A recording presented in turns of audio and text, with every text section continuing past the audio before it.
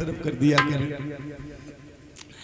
ये दोनों ये समझ रहे हैं कि भैया को कुछ पता नहीं है, लेकिन भैया सब कुछ समझ रहा। कहा जाता है कि नजरबाज को नजरबाज ने नजर मारते नजर से देखा, और नजर पड़ी तो नजरबाज को नजरबाज ने नजर चुराते नजर से देखा। बोलिए गोविंद भगवान की जय हो। आज उन नजरों का ऐसा खेल हुआ, समझ गया भोजराज कंस के मेरी देवकी वसुदेव को प्यार करती है और वसुदेव देवकी को प्यार करता है। कंस भी मन में बड़ा प्रसन्न होता है। क्यों? कंस सोच रहा है कि राजा सूरसेन का मेरे ऊपर बहुत बड़ा ऋण है। और पहले भगवत प्रेमियों आपने देखा होगा, पहले जब कोई इंसान ऋणी हो जाता था तो बेटी देकर के ऋण अदा कर पाता था। बोलिए गोविंद भगवान की। पहले यदि कोई ज्यादा किसी का ऋणी होता था तो बेटी दे करके ऋण अदा कर पाता था। देखा श्री सुखदेव जी वर्णन करते कथा में, राजा परीक्षित को समझाते हैं। वसुदेव तो आज्ञा लेकर के बटेश्वर के लिए चले गए। चाचा देवक को कंस ने बुलाया और कंस ने कहा चाचा देवक आए, और देवक पूछने लगे कहो भोजराज कंस आज अपने चाचा को तुमने क्यों याद किया है? कहने लगे इधर आओ चाचा, बेटी शादी की योग सियानी देवकी हो चुकी है, आपकी क्या इच्छा, शादी करना चाह रहे हो या नहीं? बस देवक कहने लगे चाचा, कहने लगे कंस वो मेरी बेटी नहीं है, वो तो तेरी है, तेरे यहाँ रहती है। उस बेटी पे मेरा तो कहा भी नहीं कुछ करती है। कंस भई भैया भई भैया सारे दिन चिल्लाती रहती है, और उसकी शादी तो तू ही करेगा कंस। चाचा देवक कहने लगे। चाचा देवक ने जब कहा तो कंस ने कह दिया चाचा क्या शादी मैं करूं देवकी की? बोले और कौन करेगा? कंस कहने लगा तो समझो मैंने कर दी शादी देवकी की। आप एक बात और बताओ। बोले क्या? बोले बटेश्वर के राजा सूरसेन का पुत्र वसुदेव कैसा रहेगा देवकी के लिए? चाचा देवक कहने लगे कंस क्या बटेश्वर के राजा सूरसेन मेरी बेटी देवकी को स्वीकार कर लेंगे? कंस कहने लगा चाचा तुम कहो तो सारा मंडप ला करके बटेश्वर में ही ले जाकर के गाड़ दूं, और कहो तो राजा सूरसेन वसुदेव को बटेश्वर से उठा करके यहाँ पर ले आऊं और शादी देवकी की मैं कर दूं। आज उसी समय देखा है वसुदेव से कंस से देवक कहने लगे कंस यदि वसुदेव जैसा राजकुमारी मेरी देवकी को मिल जाएगा तो मैं समझूंगा मैं बड़ा भाग्य वाला हूं। एक कंस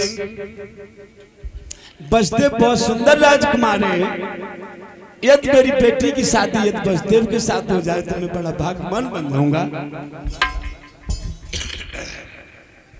कंस कहने लगा चाचा जी मैंने तुम्हें सिर्फ इसीलिए बुलाया, आप जाओ, अब जिम्मेदारी मेरी है। चाचा देवक तो चले गए और कंस उसी समय एकदम बैठ जाता है और नाई और ब्राह्मण को बुलाता है कंस, और चिट्ठी लिखने लगा है राजा सूरसेन के लिए, बटेश्वर वालों के लिए।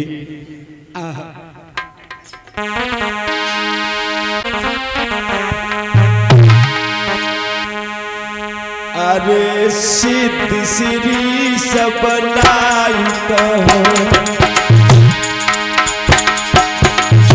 सबलाई कहो हमने तो नहीं अब शरण तुम्हारी।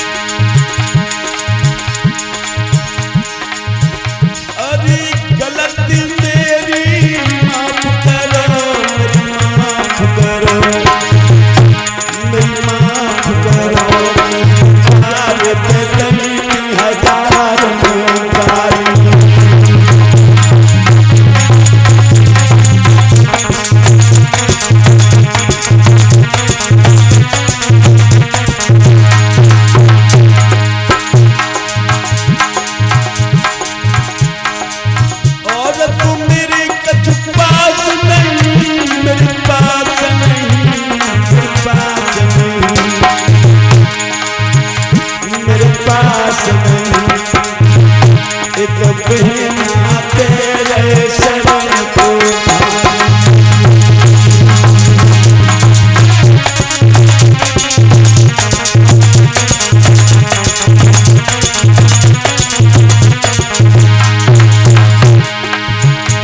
मेरी बहन के बड़ी देखी है, देखी है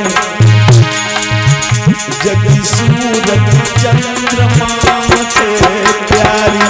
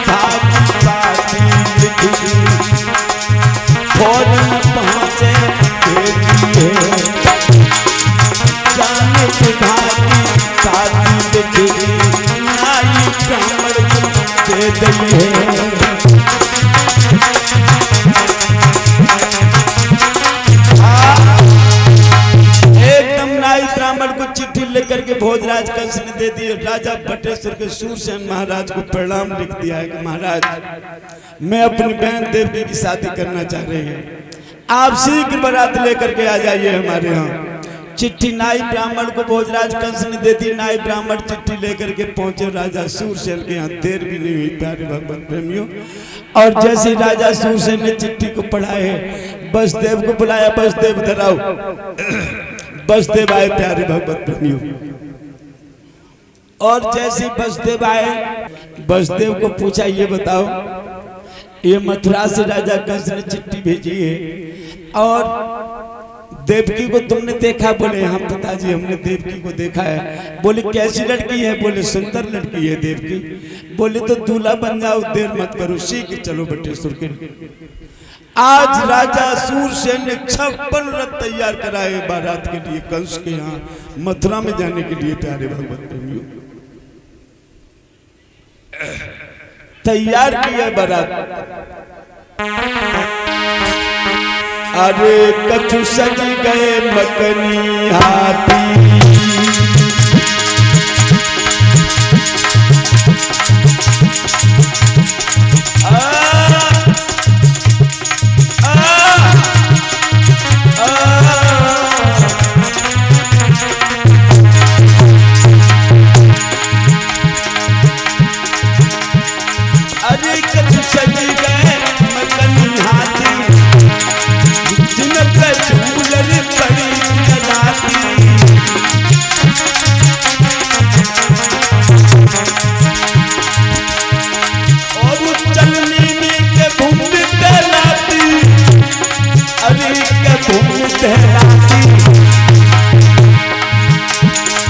और चिंगारी ढक के छाती,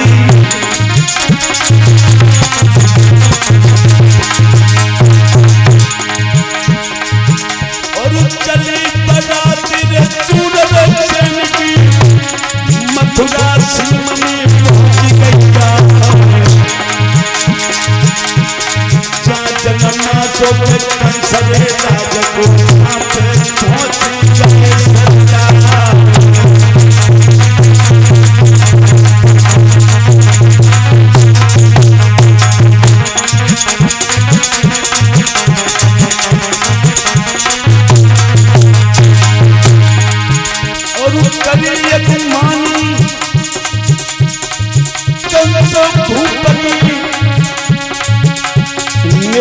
मुनि बन गई चुका हाथी घोड़ा की बाजर पिंजरा सिगट के दान रे हर्षा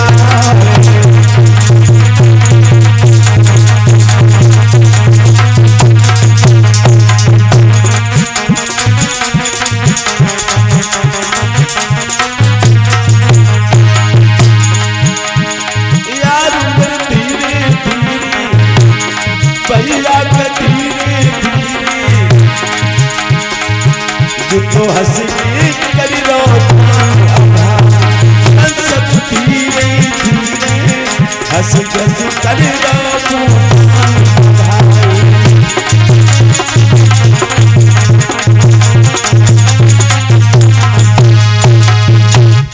एकदम बारात जैसी मथुरा नगरी में प्यारे भगवत पहुंची। बहुत सुंदर समय आ रहा है कृष्ण जन्म का।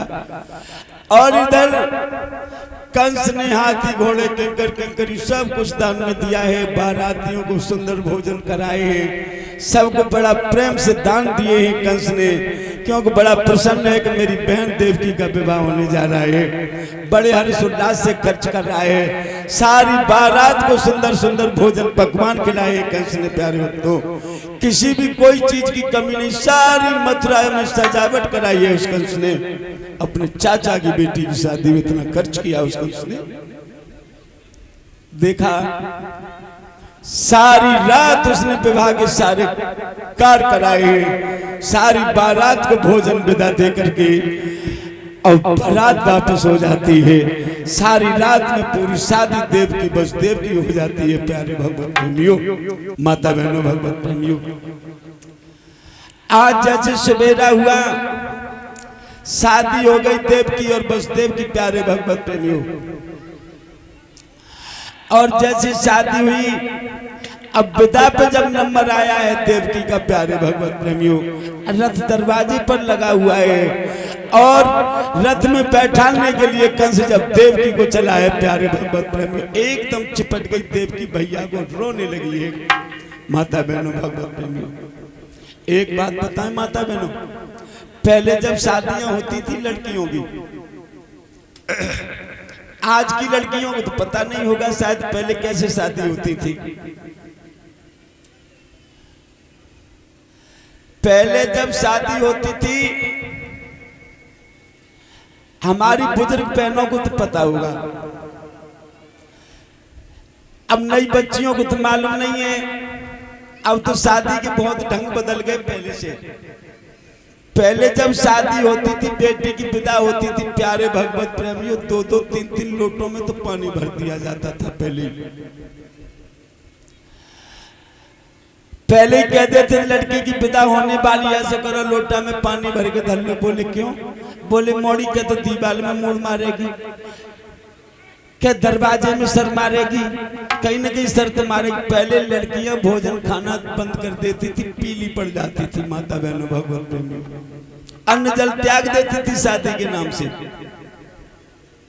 और अब शादी न करो तो जहर पुड़ी और मोड़ी ले आते, चुपचाप सब आए घर में। अब तो महाराज हल्दी से भी पीली नहीं है। सैपई के अस्पताल में 5 सुबह थी लड़की ने, भैया मम्मी पापा शादी के चक्कर में सैपई में भर्ती करवा दिए लड़की ने। सारे घर वाले बोले मेरी शादी नहीं कर रही, मैं क्या करे, जहर देंगे ना क्या करेंगे। अब पहले लड़कियां शादी के नाम से अन्न जल भोजन त्याग देती थी माता बहनों। और लड़की की जब विदा होती थी तो लड़की इतनी रोती थी, प्यारे भगवत प्रेमियों, कि क्या तो दीवार में सर मारती थी, क्या दरवाजे में सर मारती थी। 4-4 लोग पकड़ के ले जाते, लड़की पीछे को भागती थी घर में। और जो मौका लगो है दीवार में जो खोपड़ी थी, सो एकदम बोले भैया पानी लाओ, मोड़ी मर गई, मोड़ी मर गई, मोड़ी मर गई। माड़ी तो बेहोश हो गई, ऊपर तो पानी डाल रहे, सब श्रृंगार बिगड़ गए, सारे वस्त्र खराब हो गए, पानी डाल रहे। मोड़ी की जीव इतनी न करे, रोक ले नाकते, रोक ले, मोड़ी बेहोश परी घर में मरी जा रही है, तुम्हें बरात की परी रुको भैया। 12 लोग दोनों लड़की, कम से कम नहीं आध घंटा तो होश में लाने के लिए लगते थे। एक कोई हवा कर रहा माड़ी पे, माड़ी बेहोश रही है। प्यारे भगवत, ऐसी शादी होती थी पहले, पूछ लो बड़े बूढ़े बुजुर्गों को। अब शादी फॉर्च्यूनर स्कॉर्पियो दारे पे ठाड़ी है, बड़ी बड़ी सफारी गाड़ी ठाड़ी है दारे पे, और शादी हो रही है। अब तो साबुन के लिए प्लास्टिक के गिलास में लड़कियां पानी ले लेती हैं, अब तो स्टील को गिलास नहीं लेती, क्योंकि उन्हें पीनो ही ना। लड़की को लेके चले नेक देर किन्नी बिन्नी किन, अब तो रोना भी नहीं लड़कियों को आता, पहले बहुत अच्छी रोती थी। ये बात सच है कि नहीं? पहले बहुत अच्छे ढंग से ऐसी लड़कियां रोती थी कि पूरे मोहल्ला को रुला देती थी वक्त। और अब लड़कियों का रोना ही नहीं समझ में आता, जाने कब रोई और कब खोई, तुरंत ही जाके गाड़ी में बैठ गई, और जो गाड़ी में नहीं बैठी तुरंत नए का झटका जरूर मारो, और जो गाड़ी में बैठी सो टाटा बाय बाय मम्मी ओ बाय, और सोई गाड़ी पर लड़कियां चली गई। आगे चली देखी गाड़ी में पानी बाटल बिस्लरी की बोतलें धरी, आगे चली लड़कियां है कोल्ड ड्रिंक पियती, भाई ससुराल में पहुंची तो 3 बोतलें पी गई। बोलिए गोविंद भगवान की। इतना अंतर हो गया पहले की शादियों और अब की शादियों। देवकी ने कंस को पकड़ लिया, कहने लगी भैया तुम मुझे कहां लेकर के जा रहे हो? कंस कहने लगा बहन तुम मेरी प्राणों से प्यारी देवकी है, घबराई नहीं, क्यों रो रही हो?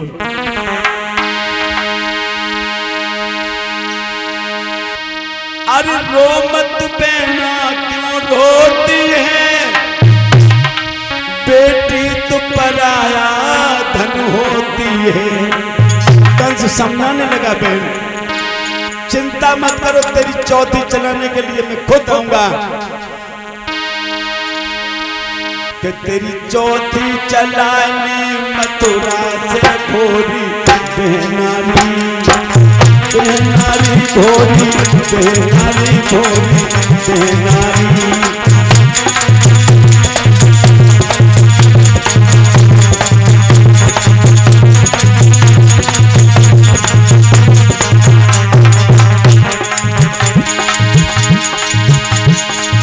भैया आवे को तेरे अंगनामी, पीरन आवे तेरे अंगनामी, जैसे बदली बरसे धातों में गगन, मथुरा से तेरी चौथी चलानी मथुरा से भोरी।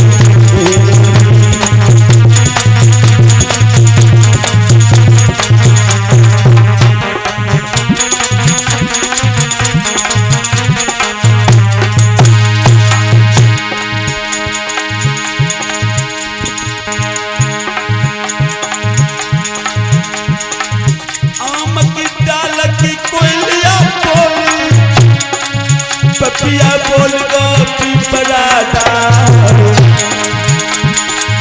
बोलो कंस सकट धके समय कैसी न हुई तो प्रेम हमारे।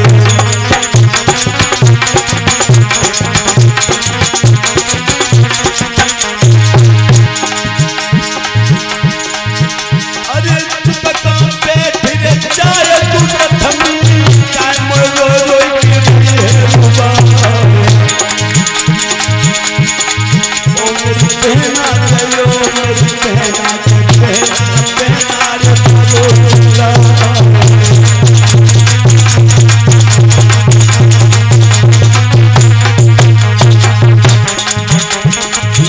मैया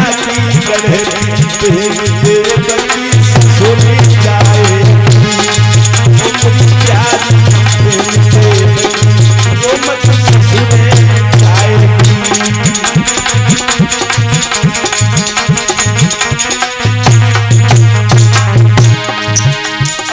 ससुर जाएगी देवकी ससुर में जाएगी, मैया की जाएगी देवकी ससुर में जाएगी।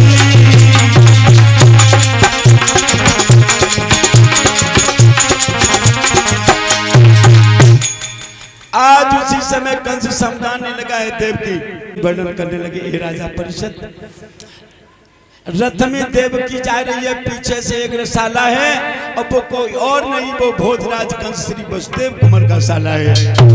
आगे आगे रथ जा रहा, पीछे पीछे वसुदेव रथ में जा रहे, पीछे भोजराज कंस पैदल पैदल जा रहा, कोसों दूर तक बहन के रथ के पीछे चला है वो कंस।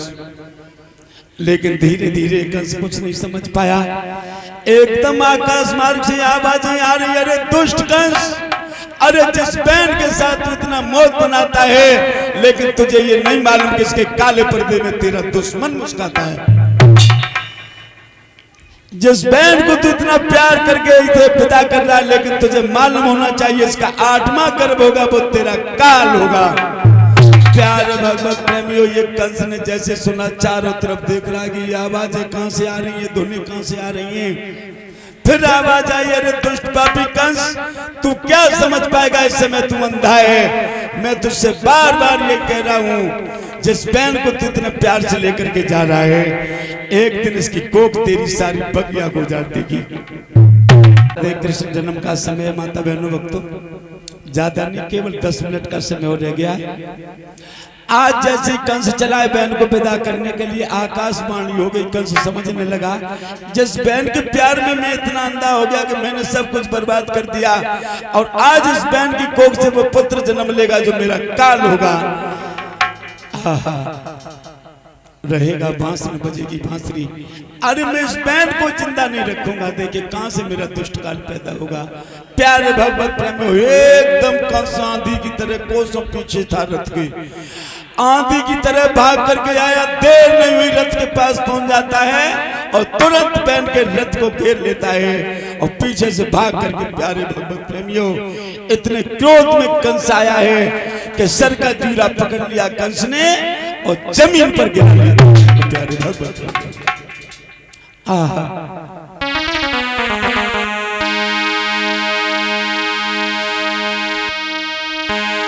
कि जन पकड़े सिर के सदरन पे पटकी,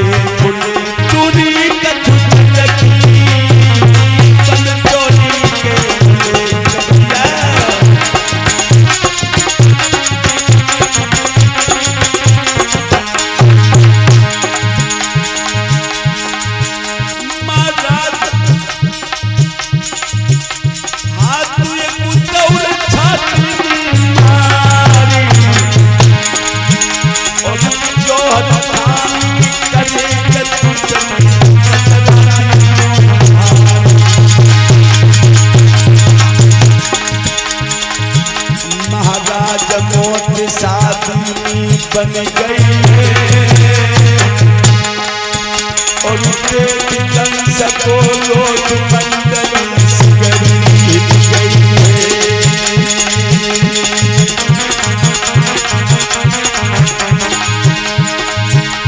महाराज मौत साथी बन गई है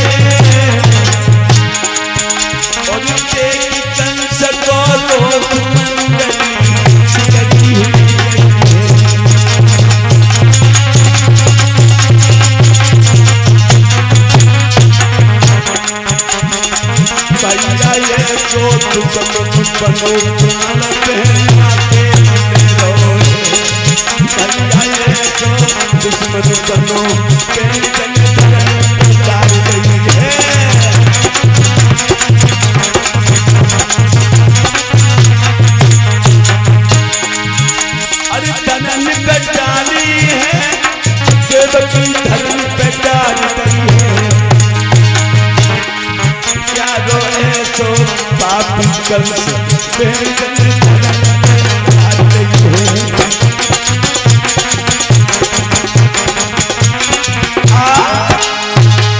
आज उसी समय कंस ने प्यारे भगवत प्रेमियों जमीन पर गिरा लिया देवकी को।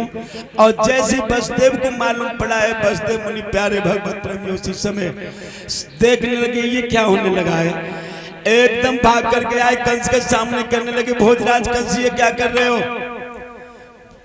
कंस कहने लगा बसदेव दूर खड़े रहना, न समझ लेना तुम्हारी भी आफत आ जाएगी। बोले इसकी कमी क्या है? बोले तुम सुन नहीं रहे आकाश मार्ग से आवाज आ रही, भला ये क्या हो रहा है? आज प्यारे भगवत प्रेमी बसदेव समझ के कहने लगे एक भोजराज कंस, आप एक मर्द हैं, एक क्षत्रिय हैं और एक ही अबला औरत है। कहने लगे ये मेरी बहन है, मैं कुछ भी करूं। बसदेव कहने लगे आपकी बहन है लेकिन मेरी ये पत्नी हो चुकी है, मेरा भी धर्म है कि मैं अपनी पत्नी की धन की रक्षा करूं, लेकिन मैं आपसे लड़ नहीं सकता, आप मेरे बड़े भाई हैं। बसदेव कहने लगे कंस आप एक बलवान राजा हो। वसुदेव ने फौरन कही कंस तुम हो एक क्षत्रिय पानी में, और शोभा नहीं तुमको दे रही है अब लापरवाह तो उठाई।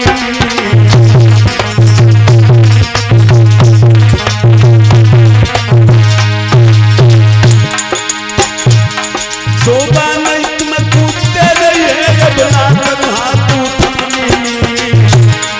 शोभा नहीं तुमको दे रही है अब लापरवाह तो उठाई।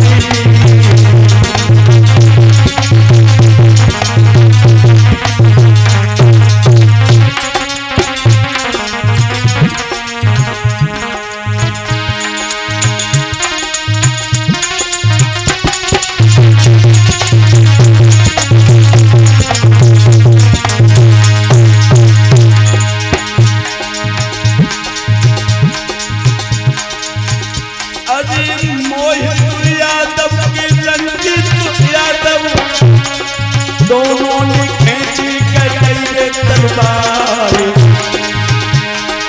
समुद्रों से आज भैया ने रक्षा जो करी है सभा में आए।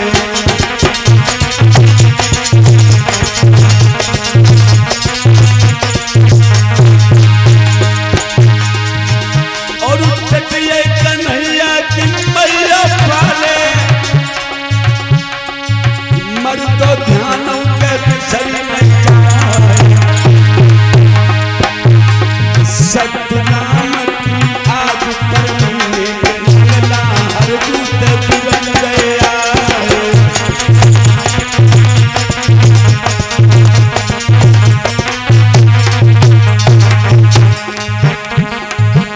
और राजू भैया के सत्य राम जी नंगला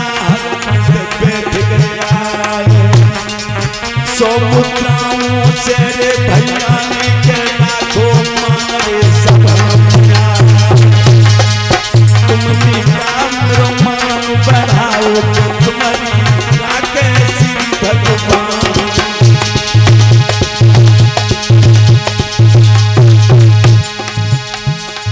भैया हिरले भजन के जिंदगी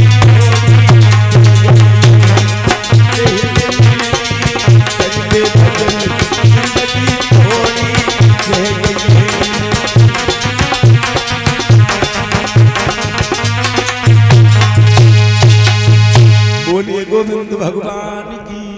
कंस ने बसदेव में वार्तालाप होता, बसदेव कहने लगे ए भैया कंस तुम देवकी को छोड़ दो और इसके बदले में आप जो चाहोगे मैं वो करने को तैयार है। और महाराज आप हमें ये बता दीजिए आपको डर देवकी से या देवकी की संतानों से? कंस कहने लगा डर तो संतानों से ही है। बोले महाराज ये डर संतानों से तो देवकी को आप छोड़ दीजिए और मैं अपना मैया की सौगंध खा करके कह रहा हूँ, मैं गोधन की सौगंध खा करके कह रहा हूँ ए भोजराज कंस जो देवकी से पुत्र पैदा होगा मैं आपको समर्पण करते हुए चले जाएंगे, सारे पुत्र मैं आपको दे दूंगा, देवकी को मत मारो। कंस प्यारे भक्त समझ गया और कंस ने उसी समय कह दिया तुम कहते हो बसदेव तो कह दो इस देवकी से कि आज से उसकी ससुराल बटेश्वर में नहीं जेल में ससुराल होगी।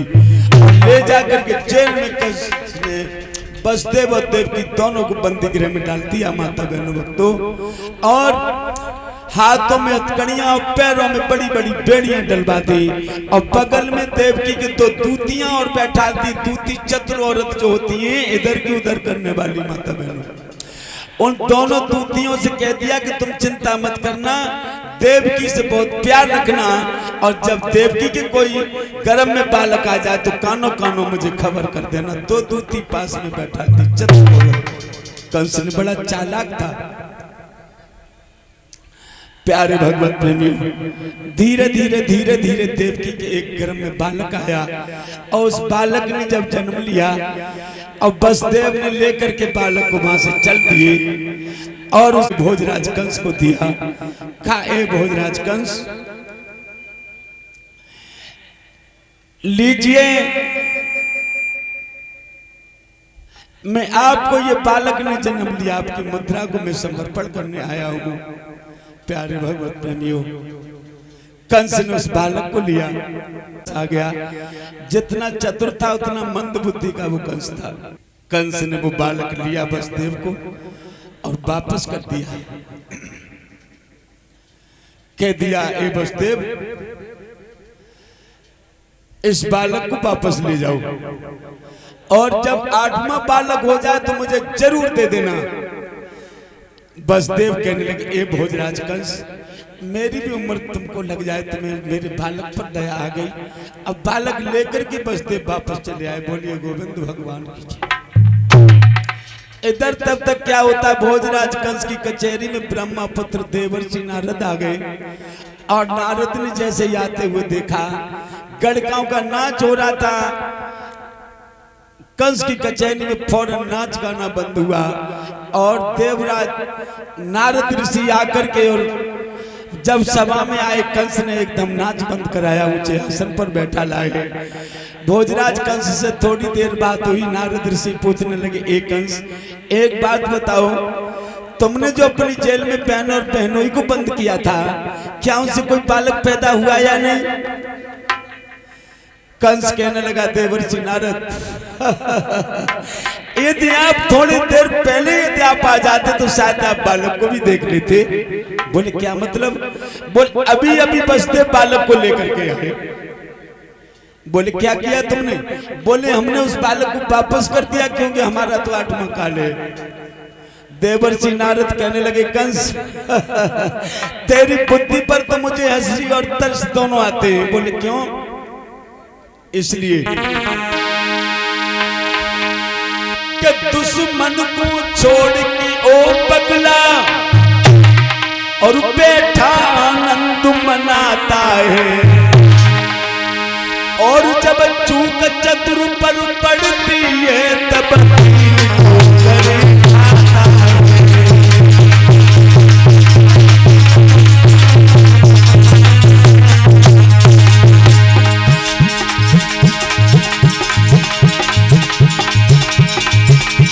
और कंस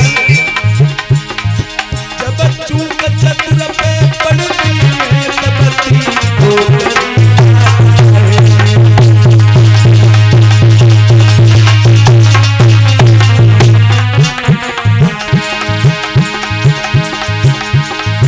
तेरी बुद्धि गई सटियाई सटियाई, नारद मीरा उतारी है, नारद ऋषि गए समुझाई समुझाई, नारद मीरा उतारी है।